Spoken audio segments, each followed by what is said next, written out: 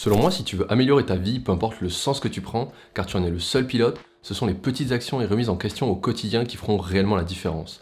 Pour moi, le secret pour améliorer ton futur se cache dans tes petites habitudes quotidiennes.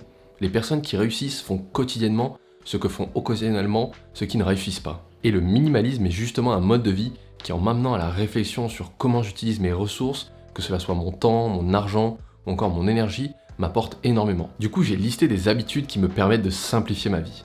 Ces points impactent clairement de façon positive ma productivité, mes finances personnelles, ou encore ma gestion du stress, et me permettent de me reconcentrer sur ce qui m'est essentiel au quotidien. Je vais essayer dans chacune de ces habitudes de t'imager ça par un petit exemple. Salut à toi, c'est Elias et bienvenue à toi si t'es nouveau sur ma chaîne. Je suis un jeune ingénieur et tu trouveras sur ma chaîne des vidéos sur le minimalisme, les finances personnelles ou encore la productivité. Si ces sujets t'intéressent, pense à t'abonner pour ne pas rater les prochaines vidéos. On est parti.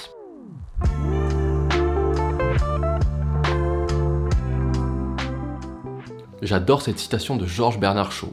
Une vie faite d'erreurs est pas simplement plus honorable, mais plus utile qu'une vie passée à ne rien faire.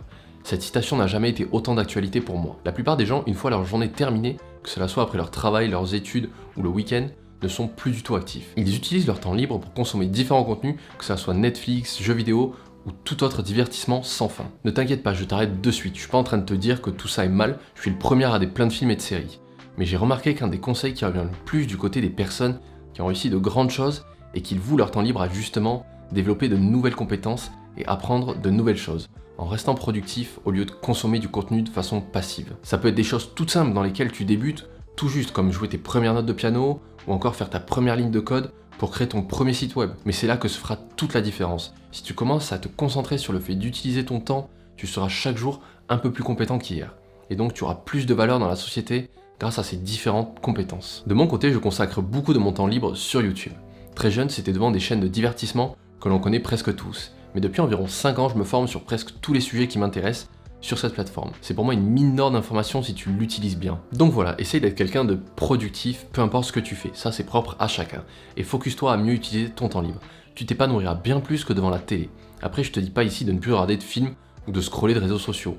Mais pense à limiter tout ça pour justement consacrer ton temps à quelque chose qui t'apprend ou te permet de développer de nouvelles compétences. Ce second point qui concerne presque tout le monde, je pense, est la tendance à dire oui à tout pour éviter d'aller à l'encontre de son entourage. Ça peut être avec tes amis, tes collègues de travail, ta famille ou n'importe quel contact social dans ton quotidien. Dans notre culture, dire non est forcément quelque chose de négatif. Moi le premier, j'avais énormément de mal à dire non aux gens et je comprenais également pas que l'on me dise non. Refuser une soirée, c'était être insociable ou paresseux.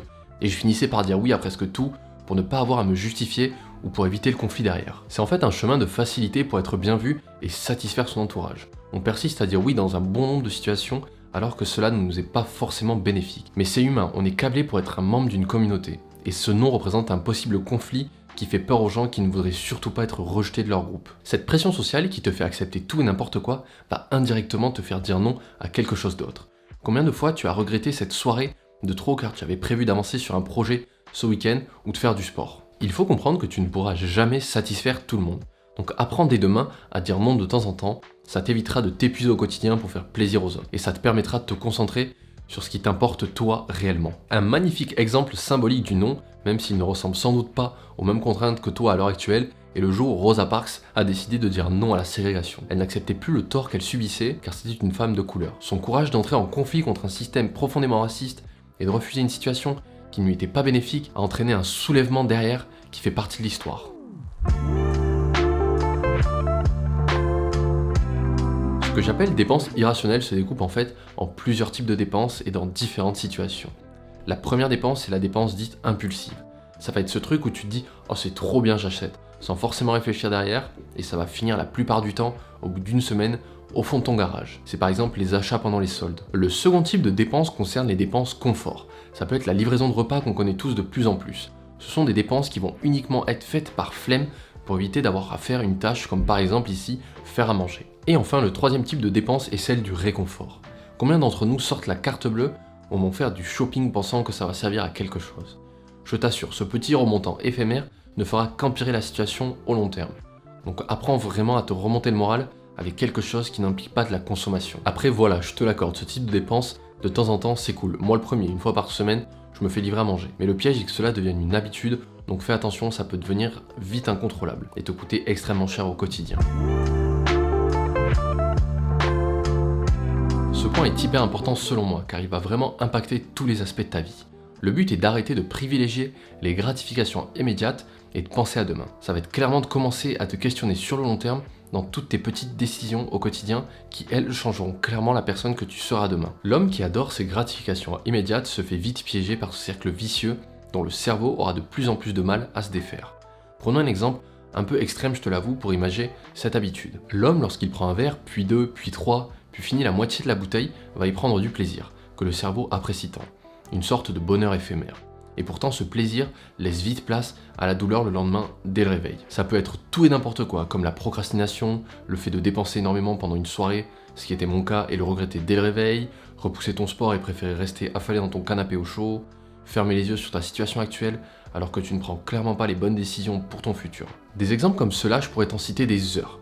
Et Épicure nous a justement sagement dit, il ne faut pas courir après le plaisir pour être heureux, mais apprendre à le modérer pour qu'il ne soit que du plaisir. Donc apprends à résister à tous ces mini-plaisirs du quotidien qui finissent par t'empoisonner.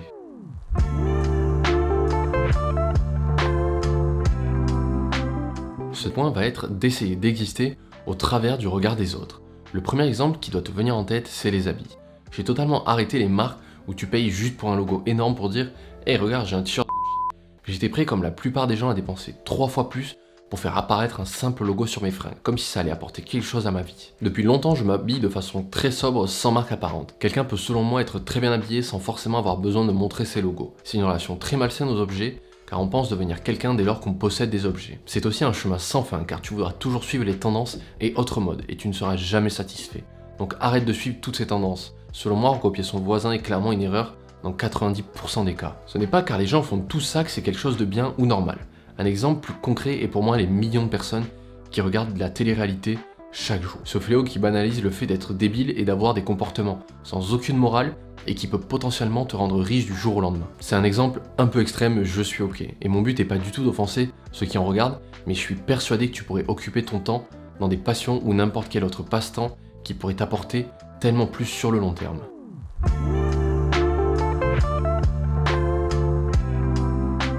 Ce dernier point va être d'investir dans des choses que tu ne comprends pas. Il faut selon moi clairement arrêter d'investir dans des placements que tu ne maîtrises pas un minimum pour avoir un avis objectif. Un très bon exemple depuis des années pour moi, c'est les crypto-monnaies. J'en comprends bien le principe de fonctionnement et la plupart des particuliers investissent sur ça par effet de mode. Ils pensent s'enrichir rapidement sans vraiment comprendre ce qui se passe techniquement derrière. Je ne dis pas du tout que c'est un mauvais investissement, loin de là. Je veux plus souligner ma philosophie qui est de justement maîtriser ce dans quoi je mets mon argent. Même si ça te fera peut-être rater quelques gains, ça va selon moi surtout t'éviter d'en perdre dans la plupart des cas. Donc peu importe dans quoi tu souhaites investir pour réparer ton futur financièrement, que ce soit dans les actions, les fonds, une entreprise, l'immobilier ou encore les crypto-monnaies, assure-toi de bien comprendre leurs différents mécanismes. Prends le temps nécessaire avant de te lancer, ton stylo, ton ordi, une connexion internet et réfléchis aux risques que tu prends, au temps que cela pourra te demander et au stress que cela pourra engendrer au quotidien, notamment sur les cryptos qui sont très volatiles. Il y a plein d'autres paramètres à prendre en compte avant de mettre tes économies dans ces investissements. Et tu seras bien plus tranquille si tu maîtrises et anticipes tous ces points à l'avance, notamment les aspects négatifs. Donc voilà, j'ai terminé avec ces 5 habitudes qu'il faut selon moi clairement arrêter si tu veux petit à petit devenir une meilleure version de toi-même. Il y en a tant d'autres à surveiller qui peuvent être néfastes pour toi, donc n'hésite pas à nous mettre tout ça en commentaire pour que l'on puisse tous apprendre les uns des autres. Et surtout, n'oublie pas, ton temps est limité, donc arrête d'attendre pour réellement vivre de façon active et ne te laisse pas entraîner vers le bas. Merci de m'avoir écouté et j'espère que mon contenu t'a été utile. Si tu veux me soutenir, n'hésite pas à t'abonner ou encore à laisser un petit commentaire sous ma vidéo, ça m'encourage fortement. Et sur ce, fais attention à toi, fais attention à tes proches et fais attention à tes mauvaises habitudes. C'était Elias. Ciao!